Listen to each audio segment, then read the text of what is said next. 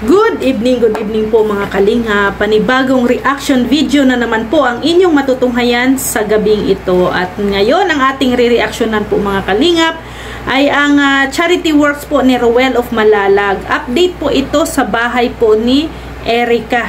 No, alam nyo naman mga kalingap na ngayong buwan na to, January, ang unang pabahay na ginawa po ni Roel ay ang bahay po ni Erica, no, sa taong 2024. So, syempre, nakamonitor, updates lagi si Roel, no, sa unang pabahay niya dito po sa taong 2024. So, ang bahay po ni Erica, wow na mga kalingap, no, ang laki, no, malaki. Akala ko nga dati ang bahay niya ay maliit lang.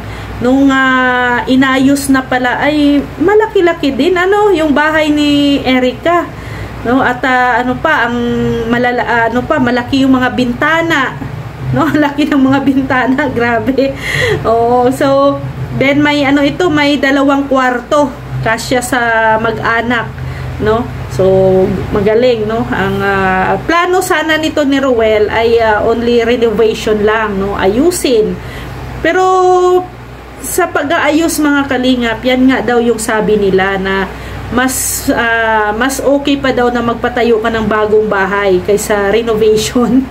Kasi daw po mga kalingap, yung renovation at yung magpatayo ka ng bago, same lang daw ang gastos. Oh, ganun. Ganyan ang nangyari kay Erica na bahay ngayon, no? Renovation siya pero parang inayos din siya lahat, parang buong bahay din, no? Buong bahay din ang inayos. Akala ko nga dati ay bubong lang, no, tapos yung konting simento, pero ngayon na palatada na, na naging okay na yung wall, malaki din pala yung gagastusin doon. So dito mga kalingap, itong bahay ni Erica ay tulong-tulong sila, no. Yung papa ni Erica tumutulong din po sa paggawa ng bahay nila.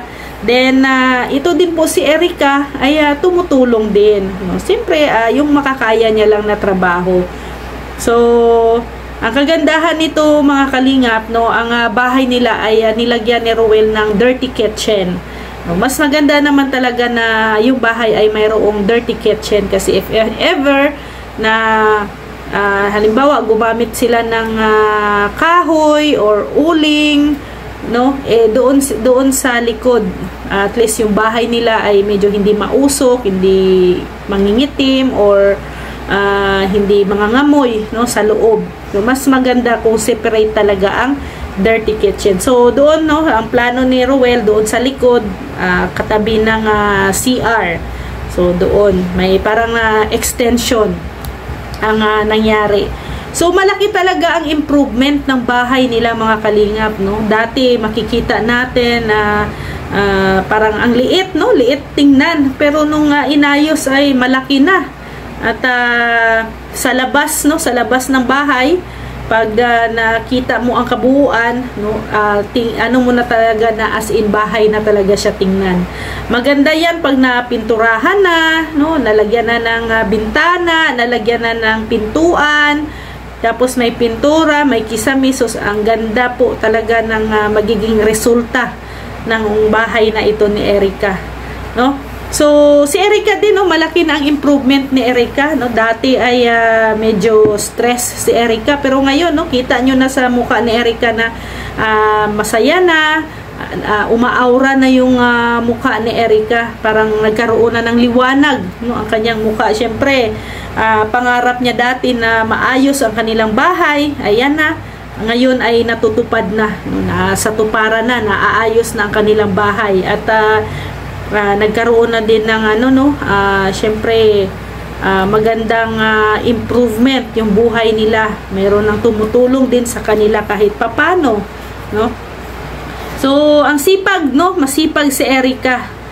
Sobrang sipag na bata na ito, kaya hindi ka magsisisi kung bakit mo sila tinulungan, kung bakit mo sila sinuportahan, kasi masipag at mabait po ang batang ito. At Si Ruel din ay tumulong din, no, sa pagmamasa ng simento, no? Tumulong din siya. So ang bahay talaga nila, Erica, mga kalingap, ay ano talaga, no, blessed, napaka-blessed para sa kanila.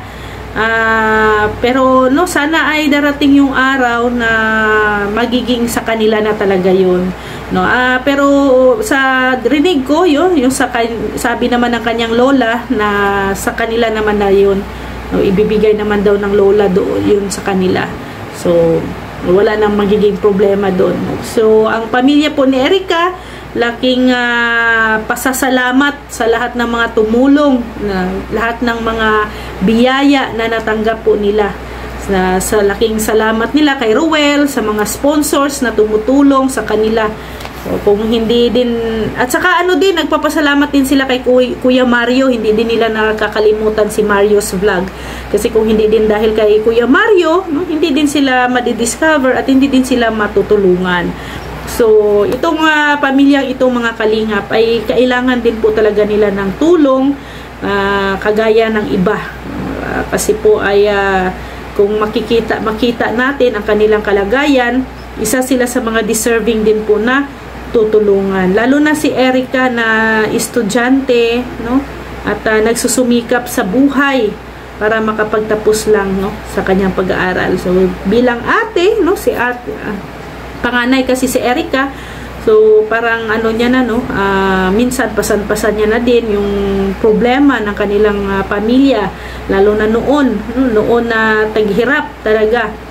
Hanggang si Erica ay kumakayod na din, no, tumutulong sa kanyang pamilya. Sana ngayon, no, at nandyan ang mga biyaya na natatanggap nila at pag-ingatan nila kasi blessed sila kasi isa sila sa mga napili sa kadami-dami ng karapat-dapat na tulungan din, no, isa sila sa napili na binigyan ng tulong ni Ruel. Kaya ipagpasalamat nila at syempre tulungan nila ang kanilang sarili para umunlad, no, ng kahit papano habang meron pong tumutulong sa kanila. So sana ay tulungan natin si Erica, ipagdasal natin ang success ng batang ito, hindi lang dito, no, magtatapos ang kanilang sanang tulong, sana tuloy-tuloy ang kanilang mga biyaya na matatanggap, no, sa lahat. At kay Erica, congratulations, pangalagaan mo ang mga blessing kung ano man ang natatanggap ninyo. Maging mabait ka, maging masunurin ka sa iyong mga magulang, ha?